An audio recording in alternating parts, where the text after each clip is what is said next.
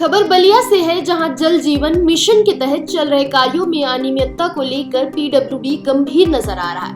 मामला जल जीवन मिशन के तहत बिछाई जा रही पाइपलाइनों के लिए सड़कों की खुदाई से संबंधित है। पाइपलाइन बिछाने के लिए सड़कों की बेहतर तरीके से खुदाई न करने से लोगों को भारी मुश्किलों का सामना करना पड़ रहा है। साथ ही सड़कें बुरी तरह क्षतिग्रस्त हो गई हैं।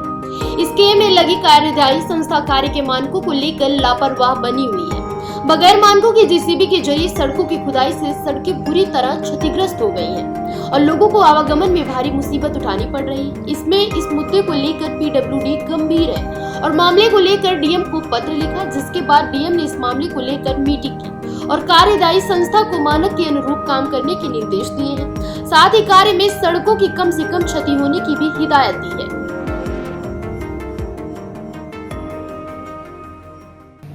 मैं अरुण कुमार, अधिशासी अभियंता प्रांतिक बलिया। सर, जिस तरह से देखा जाए जल मिशन का काम हो रहा है, कई सड़कें क्षतिग्रस्त हो जा रही हैं, तो इसके लिए सर क्या उपाय किया जा रहा है? क्या क्या आपके विभाग द्वारा इसकी मॉनिटरिंग की जा रही है सर? मैं जब भी दौरे पे होता हूं तो जो एजेंसी सड़क के किनारे पाइप डालने के लिए ट्रेंच खोद रही है, वो कोई नियम का पालन नहीं कर रहा है।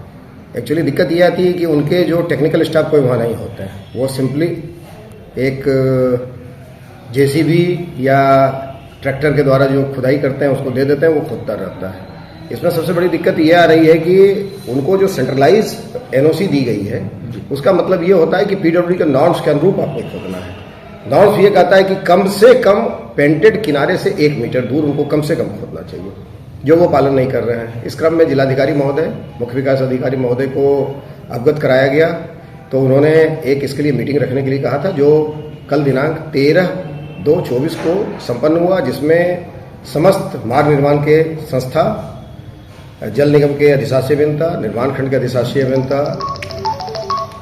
कई लोग इसमें उपस्थित हुए और साथ में जो जिस एजेंसी को काम मिला है वो भी उपस्थित थे। उनको दिशा निर्देश दिया गया और इस पर कई बिंदु तय हुआ, जिसकी कार्यवृत्ति जारी होगी और उनके द्वारा ये आश्वासन दिया गया है कि अब जो भी ट्रेंच खोदा जाएगा वो कोशिश किया जाएगा 1 मीटर के दूर खोदने का।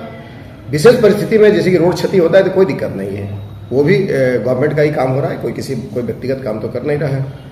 तो उसकी रिस्टोरिंग के लिए ये कहा गया है कि उसकी जो फिलिंग कीजिए वो सैंड से कीजिए। सैंड से फिलिंग करने पर यह होता है कोई नेचुरल कम्पैक्शन प्राप्त कर लेता है। ये सब उनको कल निर्देश दिए गए हैं। बाकी इन सब सारी चीज़ को संज्ञान जिलाधिकारी महोदय को लाया जाएगा और अब उम्मीद है कि आगे से मतलब कि इस पर कुछ सुधार होगा। ठीक।